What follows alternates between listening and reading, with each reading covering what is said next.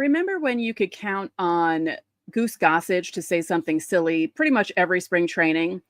Well, now we look forward to that with Hal Steinbrenner. We're going to talk about it next on this live edition of Locked On Yankees.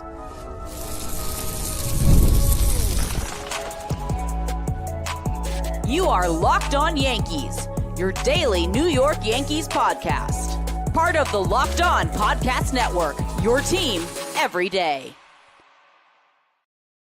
Welcome to Locked On Yankees, which is part of the Locked On Podcast Network, your team every day. Thank you for making us your first listen every day. I am Stacey Gotsoulias. Today's episode is brought to you by Gametime. Download the Gametime app, create an account, and use code LOCKEDONMLB for $20 off your first purchase. With me, as usual, my co-host, Brian McKeon. Brian, I feel like I haven't seen you in so long. Yeah, it's been a good while. How are you doing? I'm good. In case people didn't know, I threw my back out on Sunday, which is why we didn't do a show for Monday. So I apologize. I'm old, and all I was doing was getting off the couch. But that's what happens. Can't help it. Before we get started, don't forget, subscribe to Locked On Yankees on whichever podcasting platform you prefer. Subscribe to our channel on YouTube, like our videos, hit the bell so you're notified when our videos go live. On today's show, I have a bone to pick with AJ Minter, who just joined the Mets. You'll find out why in segment 3. Tommy Canley goes to the Tigers. That news is breaking. It happened this afternoon. Is the Yankees Marcus Stroman relationship over? Possibly. Something happened on Instagram. We need to talk about it. But first, Hal Steinbrenner talked to the S Network and said some things. And as I said in the open, it used to be like clockwork. Every year at spring training, Goose Gossage would say something dumb, and we'd all be like, and now it's Hal Steinbrenner's turn to make himself look silly and say things silly that everyone has to make fun of. So here we are. Yeah, I was sitting at the Ranger game last night watching them get their doors blown off, and I was looking through Twitter and reading through interviews and have my headphones in listening to this, and I'm just wanting to scream for more reasons than what's going on the ice because of what's going on the field. And the comments are just, quite honest, buffoonery is the best word to use for it. Especially coming from a guy who was just willing to spend $765 million on one player. Really contradictory, not really looking himself in the mirror. Just a lot of weird things coming out of the mouth of Hal Steinbrenner. Stacey, I don't know if you want me to read the quote or you can read the quote, but boy, is it a damning quote. Well, before we get into it, I just want to say that I thought the new owner of the Orioles crying about a salary cap was going to be the dumbest thing that an owner was going to say within the last few days. And then Hal stepped in. Mm-hmm. You can read the quote. You can read the first quote. Well, when he was asked about the Dodgers and what they've been doing this offseason, Hal responded with, well, look, it's difficult for most of us owners to be able to do the kind of things that they're doing. Now we'll see if it pays off. They still have a season They still have to have a season relatively injury-free for it to work out for them. And it's a long season, as you know. And once you get to the postseason, anything can happen. We've seen that time and time again. I asked this with all sincerity. And I'm going to ask this about another quote that he made. Did Hal Steinbrenner watch the World Series? Because the Dodgers dealt with a lot of injuries, and they still waxed your team in 5 games. Yeah, I mean, two of the top 2 pitchers in their rotation were missing last year, in Glasnow and Ohtani. So they were missing 2 of the best pitchers in their rotation last year. Not to mention the Dodgers have done their best, and we've talked about this before, of outspending injuries. Mm-hmm. They have done preparation this offseason in buying their way through positions that in case guys get hurt, guess what? There's a guy with just as much all-star potential right behind that guy. So they've solved that problem, and it's a weird comment on Hal Steinbrenner. The anything can happen in the World Series comment, well, that's coming off the Astros going to the World Series like 6 straight years. Right. So clearly they've figured out how to get their way to the World Series. And to say that they need to go through a season, the comment of we'll see how it works out for them is still wild to me. It's nuts for me. They've done everything possible to reinforce their entire lineup, their entire rotation. On paper, and again, the season has not started yet, so we don't know yet, Stacey. Right. On paper, this might be, and this would be a great debate, might be one of the most talented overall rosters put together in Major League history. Honestly, from top to bottom, you could debate that. So when you look at that, and he goes out there and says, it's hard for us to be doing what I'm doing. Stop. You own your own television network. Your team profits more than 95% of professional sports teams on the planet, I don't want to hear about they can do more than we can do. Right. It's every year he says stuff like that. The whole playoffs are a crapshoot. You don't know what's going to happen until you get to the playoffs. The whole we can't really spend thing. What do you mean? Yeah. All of the owners can spend. They all can spend. They're all billionaires. And it drives me crazy that they're all, well, what they're doing basically, they are setting up for the 2026 lockout that's probably going to happen now, because they're going to be bitching and moaning about a salary cap, and things are going to, get heated again like everything got in 2021. So be on the lookout for that. This is all setting that up. That's why these guys are coming out now before the 2025 season to talk about this stuff. Oh, we need a salary cap and we need this and we need that. And it's just, Hal, please stop. Your team is worth like $8 billion. You are the last person that anyone should hear talking about, oh, we can't do what the Dodgers. Yes, you can. You can do what the Dodgers have done. You can. Just for reference. Yes. For reference, you'll enjoy these stats. Maybe it'll calm you down. Probably won't. From 2002 to 2010, the Yankees payroll collectively was $1.66 billion. Good Lord. The number 2 team, so the second place team all combined of salaries, was $1.17 billion. The Yankees spent 42.1% more money than the rest of Major League Baseball from 2002 to 2010. So I don't want to hear about that. The Yankees in 2005 spent 69.4% more money than the number 2 team when it came to spending in baseball. And what happened in 2005? They got knocked out in the first round. If you want to compare this to modern day numbers, that the number 1 team, which is Los Angeles, behind the number 2 team, which is the Yankees right now. Well, the Phillies actually. That means the Dodgers would have to be spending $300 million more than the Phillies.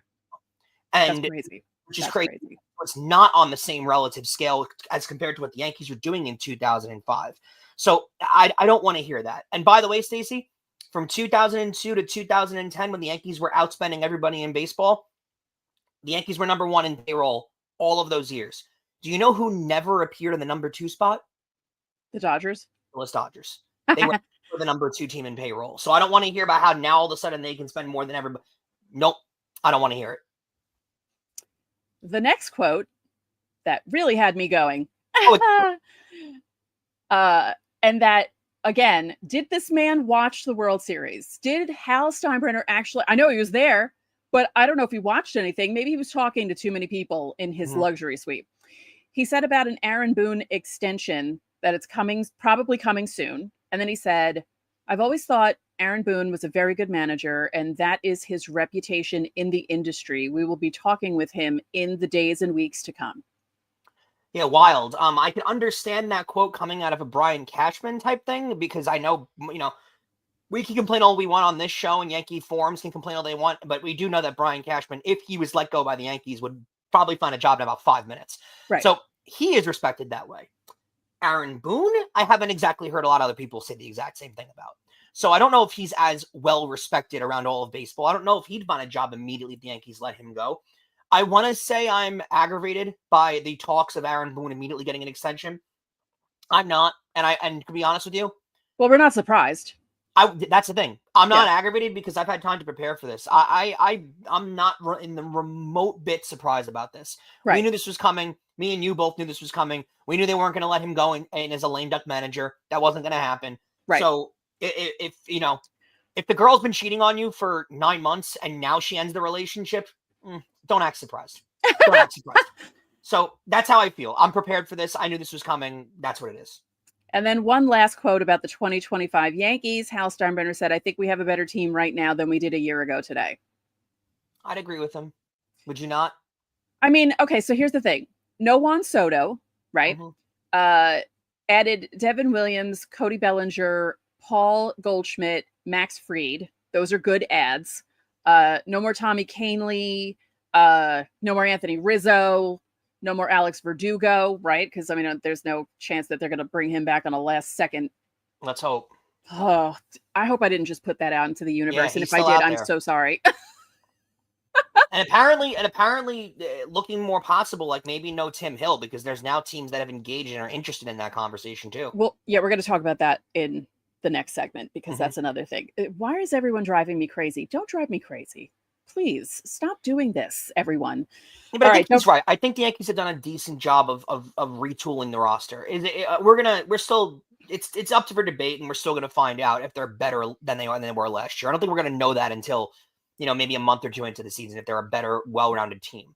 But even then, we might not know, because you know how teams start off where they don't do well, and then all of a sudden they like you've seen teams that the Nationals in 2019, they were 18-31 at one point, and then they went on to win the World Series. So I don't know if we're gonna know what this team is like. These things take time. These things take time to figure out. And I don't hate the quote, because if there's anything that he has done, he has put his money where his mouth is when it comes to this offseason. He has spent money. He has went out there. He doesn't have to address any cheap comments, which is good. I'm glad that argument is kind of settled down by just the Soto offer. But I'd agree with you. The Boone stuff, we're never going to avoid that conversation. That's always going to be happening. The first quote, though, and we can't spend with the Dodgers, slow down. Yeah. Don't forget, subscribe to the channel, hit the like button on our videos, hit the notifications so you know when our videos go up. You can also join the Locked On Yankees Insiders Club. The link is in the description. You'll get texts from us. You can text us questions, comments, reactions to trades and signings in the offseason or during the season when trades happen too. We send out lineups during the season, roster moves, and breaking news, so you don't have to scroll through social media. There's a 14-day free trial. Coming up next, there was an Instagram breakup between Marcus Stroman and the Yankees. We're going to talk about that coming up next.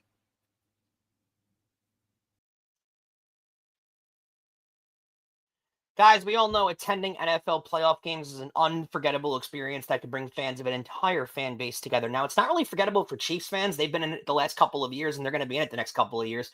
But you can experience the greatest things all through Game Time in sports, attending any playoff games, any big-time games, and specifically in the NFL. If you're looking to head down to New Orleans, use Game Time, because Game Time's got a new feature called Game Time Picks. It makes getting tickets for events even easier. It filters out all the fluff. It shows you incredible deals on great seats, so you don't have to waste time searching through thousands of tickets.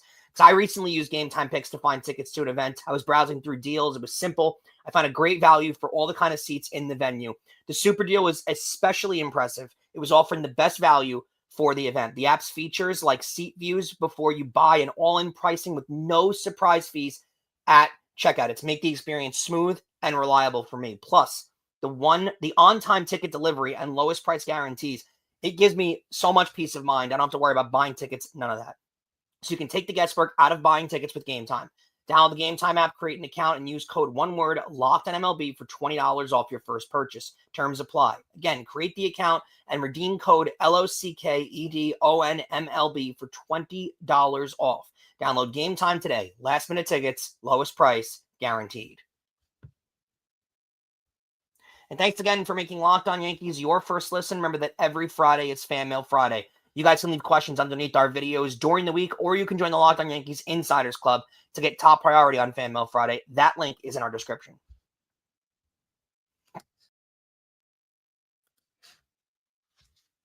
So, Stacey, I know that there's an age gap between the two of us, so I don't know if you've ever been Instagram broken up with by someone before, like when you go on your it becomes official when you go on your ex's profile. Broken up with. Okay, so you kind of time ago, but I get it. Well, it becomes official when you go on your ex's profile and you see all the pictures of the two of you having great moments together, and all of a sudden those pictures are all missing and they're all gone from the profile, and it's so heartbreaking. And I was not heartbroken over this breakup. I've recently gone through one with Marcus Stroman and my team.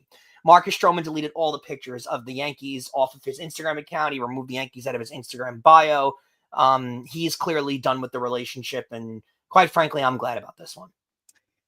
Yeah, I mean, what are you going to do? It just didn't work out the way they wanted it to. It looked okay at first, but, getting a guy that pitches to contact with the defense he had behind him wasn't the smartest idea. His position on the team is basically non-existent. So, yeah, I just found it funny that because I noticed like his profile picture was like a gray circle, and I was like, oh, what's going on here? Yeah.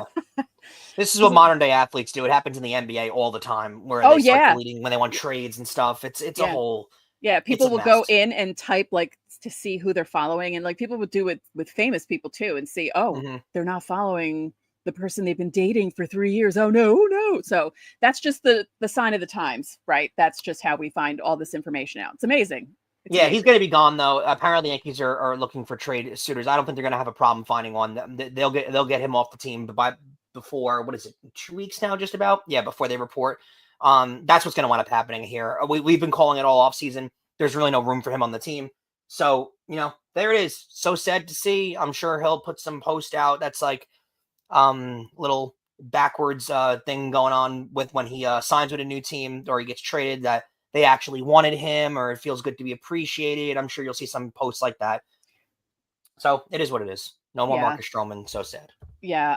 Also, no more Tommy Canley. Signed a 1-year deal worth $7.5 million to join the Detroit Tigers, which is a nice move for him. And the way I found that out was I was looking on Blue Sky, and Brandon Warren, who hosts Locked On Twins, said, I guess the Twins are going to have to practice against Tommy Canley's changeup. And I said, oh no, where did he go? And I looked it up and I saw, oh, okay, I only missed the news by 2 minutes. So good for him.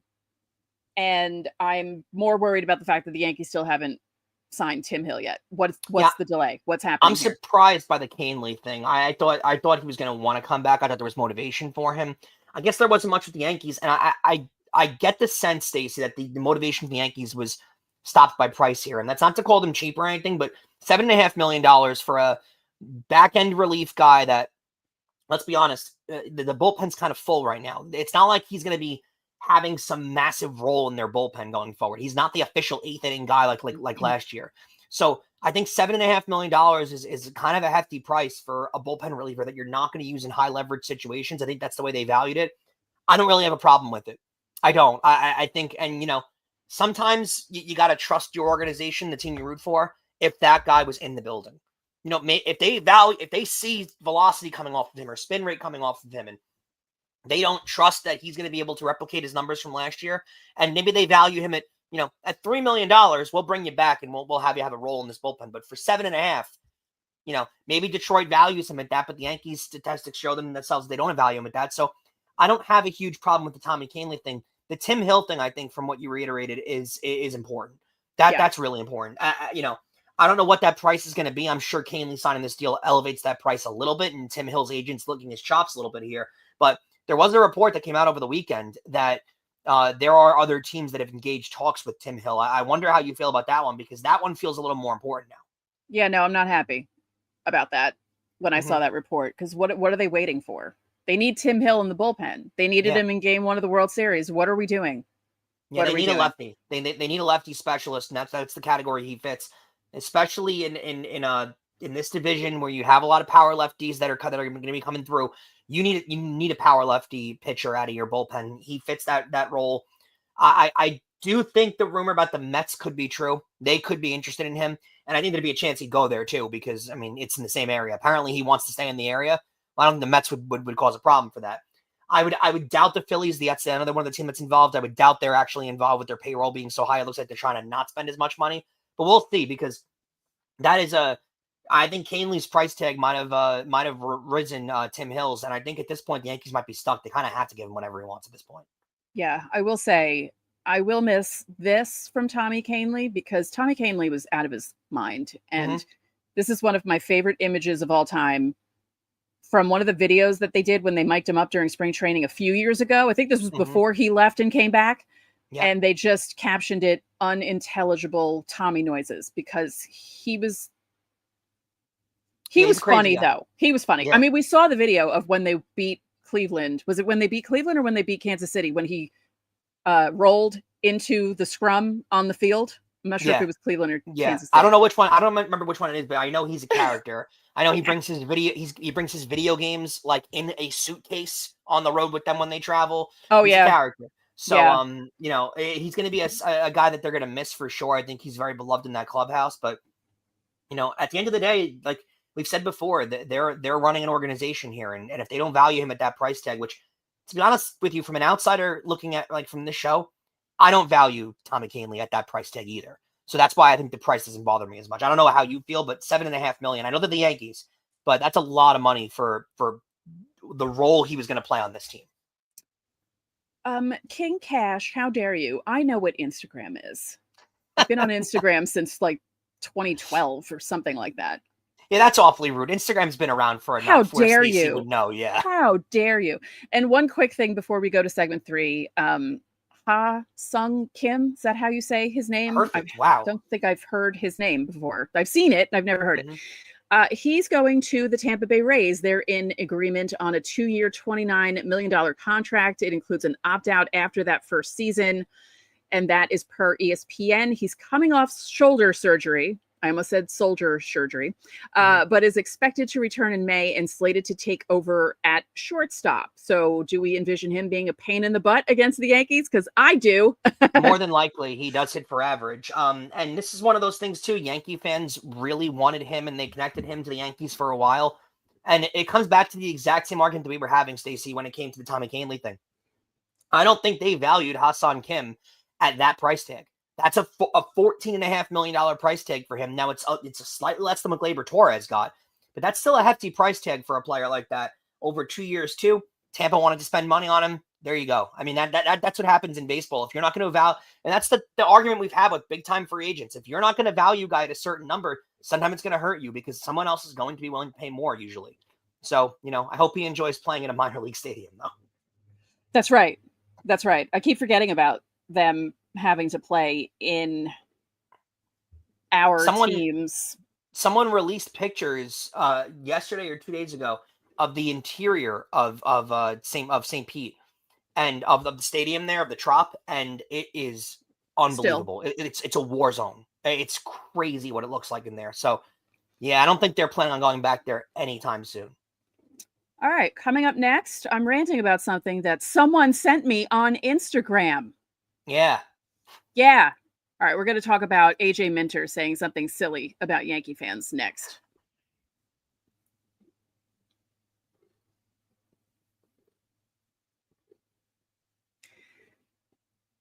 Full disclosure, I don't follow SNY because I think of them as the Mets channel, so I don't follow any of their accounts, so I didn't see this right away. But I got a message from a listener named Ali Gonzalez who said, "Did you see this?" And I said, "No." And I clicked on it. And I guess the Mets had some sort of thing with fans and they were talking to some of the players, right?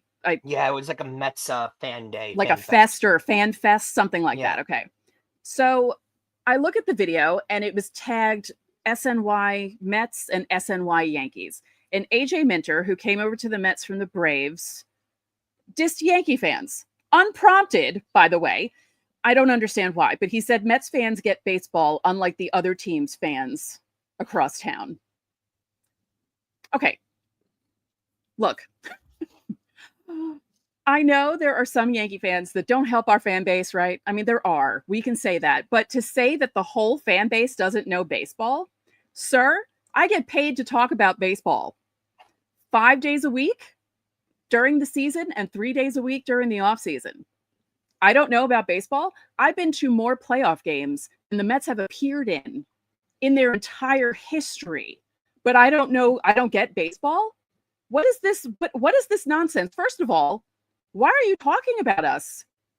Is it in your contract when you go to the Mets that you have to diss the Yankees? Because guys who go to the Yankees don't think about the Mets. Weird. Just it's a weird. Very weird thing, especially when it's unprompted and he came from the Braves. Like, what are you doing? Yeah. You've been there 5 minutes, dude. And the funniest thing was he was sitting next to Clay Holmes when he said that, because I guess it was like the relievers were talking on the stage. I just, that bugs me. I'm sorry. Like, I know that there are a lot of things that you could say about Yankee fans, but just because our team has done well in its history doesn't mean we don't know about baseball. Like, don't say that. I do think there are a lot of Yankee fans who don't know what they're talking about when it comes to baseball. They wait for October to show up and so they can talk crap. I'm not going to argue with you on that one. The weird thing is you want to go trotting around, little brother no more. We got Juan Soto, all that kind of stuff. But little brother would absolutely bring up how they're better than big brother at a Mets fan fest that has nothing to do with the Yankees. Right. Really weird. Yes. Really weird stuff. When the little brother is upset in the house and he gets a really good report card come back, if big brother doesn't bother him, he would never respond with, "This is better grades than the brother got." He would never say that if it didn't actually bother him. So I find it very weird when it's not. Listen, if he was asked a question about the Yankees or something, go ahead. I understand and ingratiate yourself with the Met fan. I totally understand it. But to unprompted, and again, it makes more sense too if he's like a former Orioles reliever or a former Red Sox reliever and he hates the Yankees or something like that. But he's from the Braves. He signed with the Mets because they were the highest bidder on him. And then he comes here and immediately makes a comment anti-Yankee, which it was funny. Mets fans cheered it, and it didn't make a lot of news with Yankee fans because they were like, all right, whatever. Yeah. Like, cool, cool. Sounds good. I just thought, oh, cool, this gives me something else to talk about on the show, because they, meaning Met fans, are always claiming that the Mets are in the Yankees' heads. Yeah, it doesn't seem that way. No. Hard hill to you're stand also not New York's team, because New York's team wouldn't get booed at MSG during a Knicks game. Yeah, funny how that one worked out. Getting booed in their suite. Yeah. I will say the Mets deserve a little bit of what's the word I'm looking for? Defense in this, because I did see a lot of people. I got a couple of text messages from people that were texting me that Juan Soto wasn't there at the Mets Fan Fest and at the MSG game, and a couple of Mets players weren't there. There was a lot of major flight problems coming out of the Dominican Republic last week, where a lot of those players were not able physically to get up to New York because they were in the DR for their off season. I guess spending time with family or workouts, whatever they're doing. A lot of players spend time down there in the off season. So, I mean, I would. Exactly, yeah. So they do deserve a little bit of credit for that. I don't think we've gone on our rants about Juan Soto taking the money. That's for damn sure. But him not appearing at Mets Fan Fest because he doesn't care about the Mets and he only cares about money, that's not a good reason. He physically could not get to New York. I'm sure he was planning on being there. But yeah, I haven't heard Aaron Judge or any Yankee player mention the New York Mets at all, because they don't care. And they're not going to mention the Mets when they get to spring training because they don't care. No, they're not a rival. And instead of doing a corny little fan fest where all your fans flock to the stadium and cheer you on, wear their Mets jerseys and have a great time and take pictures and eat Mets colored donuts and have a great time, instead of doing that, the Yankees owner addressed Major League Baseball and the Yankee fans by going on his TV network and making a statement there and doing an interview there, instead of showing up at a fan fest where people can cheer him and feed his ego. So again, you want to complain and say that it's a Yankee Met town and all that kind of stuff. Have fun. One team handles themselves professionally like a real organization, and another fan base has an ego-filled joy fest. Have at it. I will say, Aaron Judge couldn't make it to the BBWA dinner the other night because his wife is due to give birth at any second.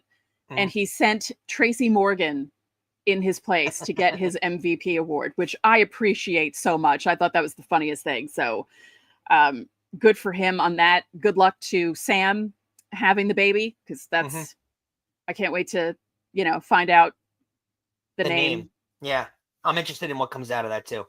Boy or girl too. They didn't announce that either, right? I don't think so. Yeah, I'm interested in that too. Yeah, because I want to know if we've got a future, because like Garrett Cole's family, his wife played professional softball, Amy Cole, and she played on the softball team at UCLA. Yeah, so that's how they met, right? Because they were both at UCLA. Yeah. And I always wonder with these pro baseball players, like, do some of them clearly do push their children in the direction of baseball or softball? Yeah, very obviously. Yeah. And certainly some of them have, but I don't know if some of them do and some of them don't. Some of them want their kids nowhere near that. So I'm interested to see in what Aaron Judge winds up coming of his kid, because Aaron Judge is 32 years old? Yeah, he'll be 33 in April. Yeah, so we'd start hearing about his Aaron Judge could be an analyst on TV talking about his son one day, featuring Yankee greats. So we'll see. Yeah. Anything else happening? Oh, let's look at some comments before we go quickly, because there are a bunch of you here for a Wednesday afternoon at 3:30 right now. This is amazing. Oh, yes. I forgot about this. Oh my God. So the Padres are looking to move Michael King. Yeah, we'll see. I don't know if the Yankees are going to be in on that. I wish. Yeah, but I think that it'll take a lot. I think No, it'll I take a know. lot. He's had a I really know. good year. Yeah, I know. I when I saw that, I joked on Blue Sky. I was like, can we take it back? Yeah, the better motivation for them is probably going more towards the deadline than right now. Because Yeah. if he's having a great year again, maybe they don't want to take that risk of whether he has a great year or not. But if he's having a great year again and there's a team out there that needs starting pitching, they'll get a boatload back for him. Not getting paid yet.